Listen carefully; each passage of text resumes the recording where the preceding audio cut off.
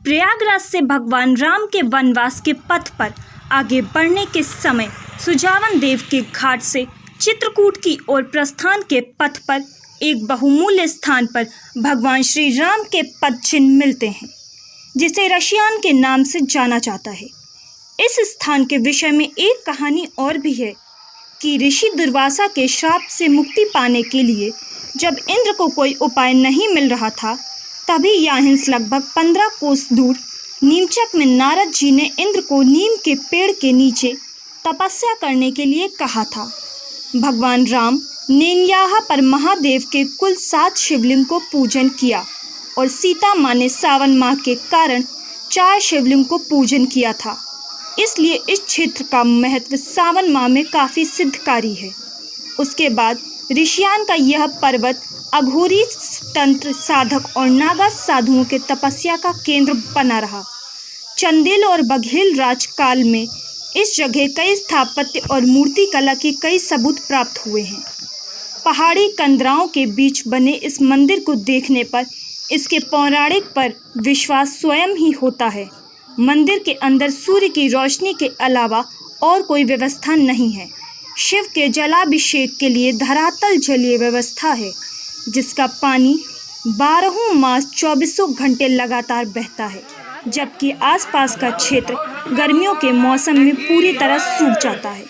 इस पानी की गुणवत्ता 100% शुद्ध है और कई प्रकार के रोगों में लाभकारी है। पंचवटी वृक्ष की जड़ पत्थरों के अंदर से होते हुए कई कोस दूर तक फैले हैं। इस जगह अघोर तंत्र के सबूत भी पाए जाते हैं और मंदिर के परिसर में एक दिव्य आभा हमेशा बनी रहती है।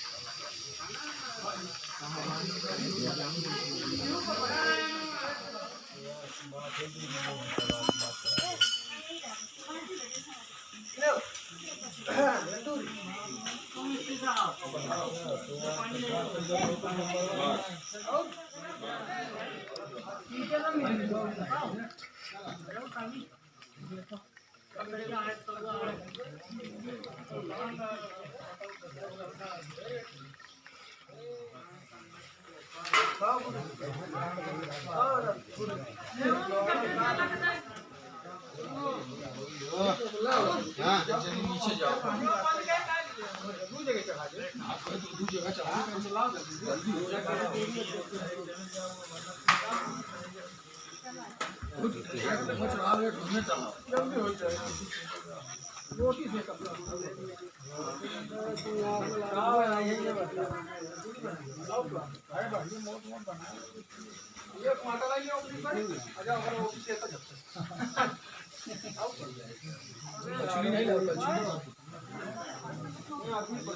अपने घर मोहल्ले में बोला है यहाँ जाए एक बार जब अपने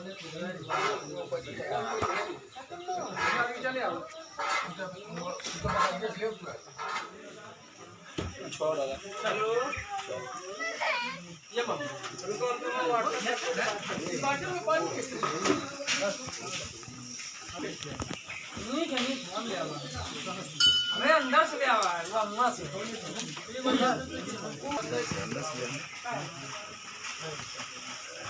अबे हम जाओ हम आएंगे पहले इसकी स्क्रिप्ट लिख लेंगे फिर आएंगे। अबे आप हम अपने का मार हो रही हो मुझे यही फोटो लोग के हाथ लगे तो अरे नहीं होगा सब बिना किसी का पूरे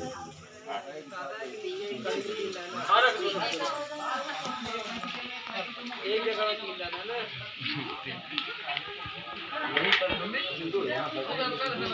अरे कुछ नहीं।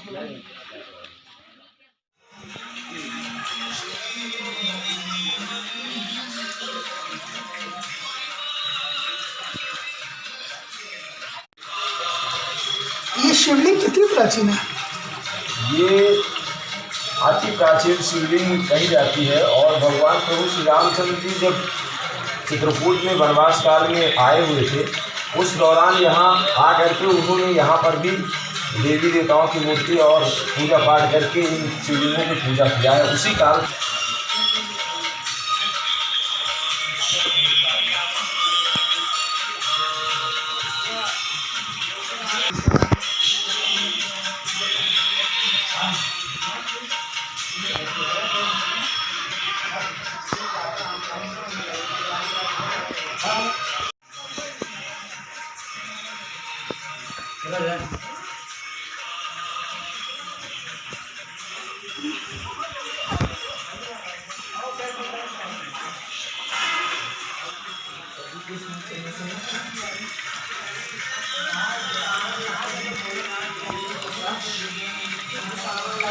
धन्यवाद आपको, आप यहाँ तक आए।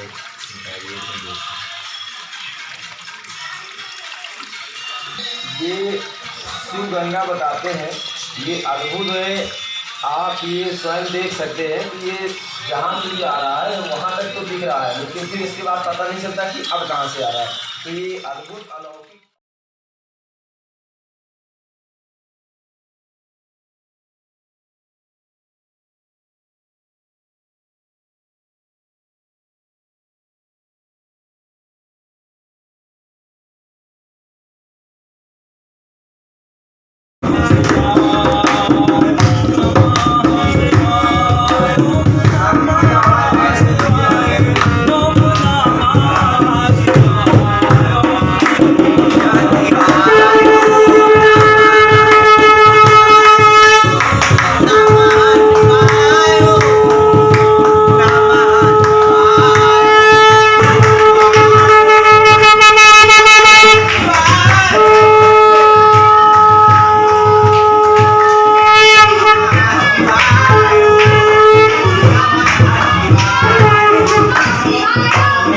अविरल जलधारा, ऋषियन की बहती अविरल जलधारा, बोले ओम नमः शिवाय, ओम नमः शिवाय, ओम नमः शिवाय।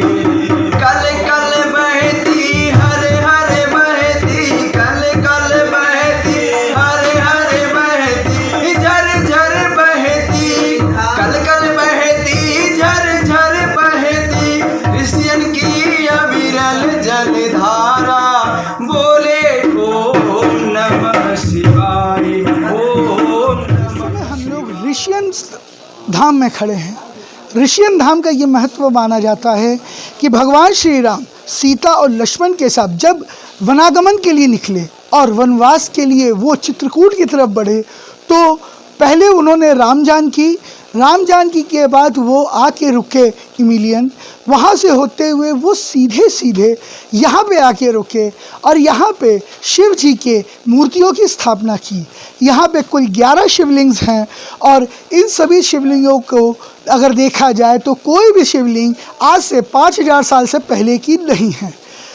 यहाँ पे भगवान श्री राम निवास किए, यहाँ पे उन्होंने देवी देवताओं की पूजा की और उन्होंने यहीं से भगवान शिव का आशीर्वाद प्राप्त कर आगे बढ़ गए।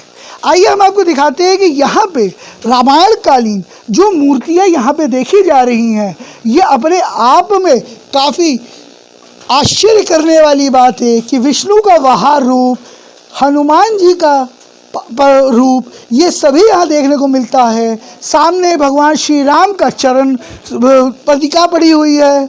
ऐसी ही एक चरण पतिका आपको घूरपुर में मिलेगा जहाँ सुजावन देव के मंदिर पर है।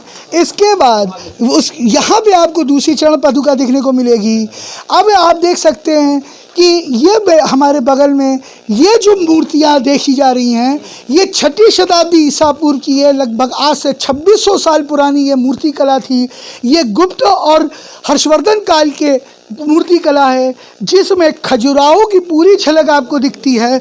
खजुराहो के तरीके, जिस तरीके से खजुराहो में मूर्तियाँ बनाई जाती थी, उसी तरीके की मूर्तियाँ मिलेंगी आपको। यहाँ पर भगवान शिव की त्रिमूर्त रूप की भी मूर्ति दिखेगी। साथ में भगवान विष्णु की भी मूर्तियां हैं, जो अपने आप में ये स्थापत्य कला बताती है कि यह जगह कम से कम 2 से 2500 साल पुरानी है। ये मूर्तियों के बीच में आप यहाँ से एक छोटी नहर की व्यवस्था देखते हैं। यह नहर व्यवस्था यह मानी जाती है कि इसी नहर व्यवस्था के द्वारा यहाँ पे जल संचरण का कार्य होता था। आइए अब हम बात करेंगे इस मंदिर के प्रमुख पुजारी और जानेंगे कि यहाँ की क्या कथा है और यहाँ क्या हो, किस लिए ये जगह मशहूर है। पंडित जी, आपका चैनल में स्वागत है। ये बताइए पंडित जी कि यहाँ की परिस्थितियाँ क्या थी और ये क्यों ये जगह इतनी मशहूर है। बहुत बहुत धन्यवाद, आप यहाँ तक आए। ये स्थान देवादिदेव महादेव भगवान भोलेनाथ का है और इस समय श्रावण मास चल रहा है। इस समय तो दूर दूर से भक्तों का आना हो रहा है यहाँ पर। ये अति प्राचीन भगवान श्री राम वनवास काल में जिस समय आए थे, उन्होंने आकर यहाँ स्वयं शिवलिंग की स्थापना करके और यहाँ विधि विधान से पूजन करके यहाँ रह करके तमाम देवी देवताओं की अन्य स्थापना यहाँ पर किया था। और उसी समय से ये इस क्षेत्र के, इस नगर के जितने भी लोग हैं सब पूजते चले आ रहे हैं और दूर दूर तक के लोग आकर के यहाँ पर पूजा पाठ पूजा अर्चना करते हैं। मान्यताएं हैं लोगों की ऐसी कि जो भी लोग यहाँ आते हैं और उनकी मनोकामनाएं पूर्ण होती हैं और इसी तरीके से क्रम लोगों का आने जाने का बना रहता है। अभी तक जो आपने पूछा कि यहाँ की क्या समस्याएं थी, समस्याएं यहाँ पर ये सबसे बड़ी थी कि रास्ता का बहुत बड़ा यहाँ अभाव था।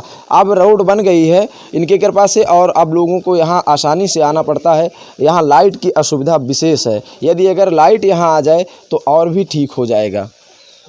ये थे पंडित के मुख्य पुजारी। जो भी है पहाड़ों के बीच में यहाँ पर अव्यवस्थाएं तो बहुत हैं और इन अव्यवस्थाओं के बीच में आस्था की एक जो जली हुई है।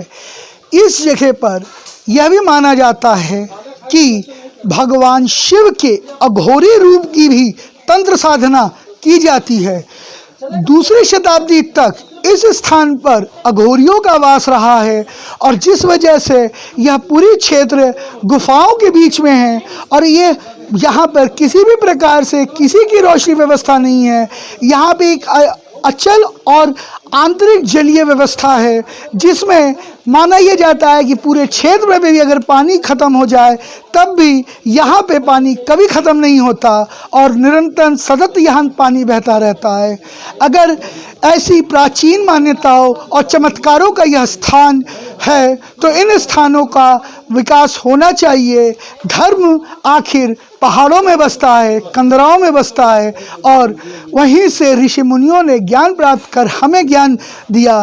तो क्या हमारा कर्तव्य नहीं बनता कि इन स्थानों का विकास करें। मैं इंद्रजीत बनर्जी, यूपी न्यूज़ 70 प्रयागराज।